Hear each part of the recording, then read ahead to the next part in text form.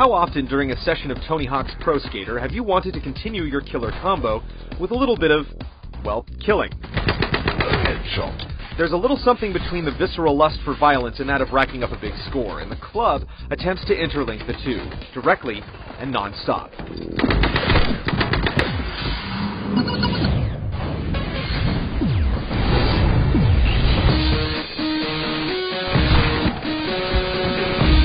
There's a sort of shell story that attempts to drum up a vague notion of why these 8 very distinct and very stereotypical men are on a killing spree, but it's best left forgotten.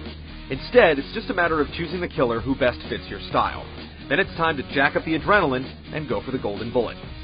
The majority of the single player's bulk is spent in the tournaments, sprawled across locales of various degrees of decay, where you wage a war of carnage through several different events. You have to run laps, find exits, or survive in a specific area while scoring big points by quickly chaining kills together. Last bullet. There's not much else, and even between the events, it's very similar. Just keep moving, keep killing, and occasionally stay in bounds. Get back. The new levels change the geometry, but all the modes are revealed within the first few matches. Beating levels unlocks them for single event challenges and for playlists, but they ultimately play out the same. Enemy AI is appropriately stupid, with the occasional dodge or blind fire from cover, but for the most part, they'll line up. Maps can be confusing sometimes, but just keep looking for the arrows to soldier on.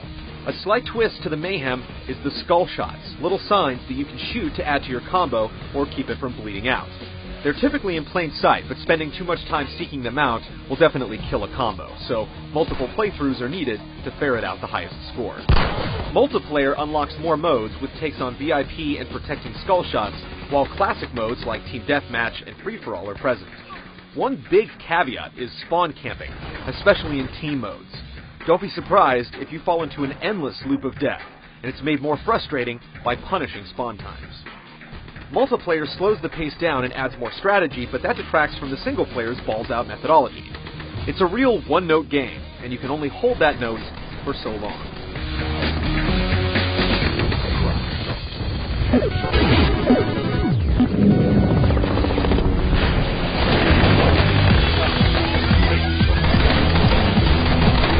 While the game loads, it scrolls tips. They mention things like timing reloads and shooting exploding barrels, but the club is pretty much all instinct. Levels don't really change anything, and you'll stop seeing new guns and enemies by the second locale. It's all just shooting people in the face, because shooting people in the face will get you more points. It's addictive, and you'll debate for microseconds if you should spend the extra time for that headshot, or just go for the easy kill and let your combo rise. The best moments are during the sieges, when you're confined to a small area. The club is stripped from any artifice here. You just stay put and repel the onslaught.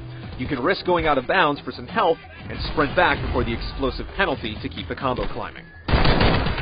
The game's still fun online, but it also starts feeling dated, with weapon and spawn camping ripped straight from 1993. The club, on a whole, would have been a AAA game back in the dawn of the PlayStation and N64 era. In 2008, its charms are still apparent and addictive, but a little too familiar.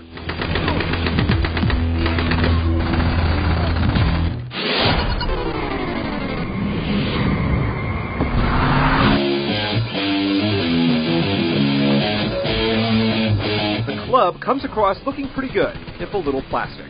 The character designs look a bit like comic book characters, and the bookend CG sequences are brief and superfluous considering the non-plot.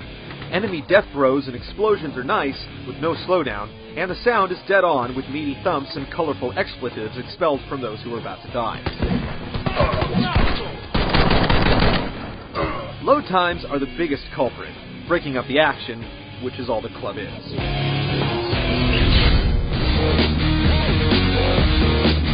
The club is a lot like junk food. It initially tastes good, but it won't leave you satisfied for long. Riding a 20-chain combo will get the adrenaline pumping, but putting in the time to memorize a level and climb the leaderboard ultimately never feels worth it. The club is destined for waning interest after the honeymoon is over. And at $60, it's one pricey membership.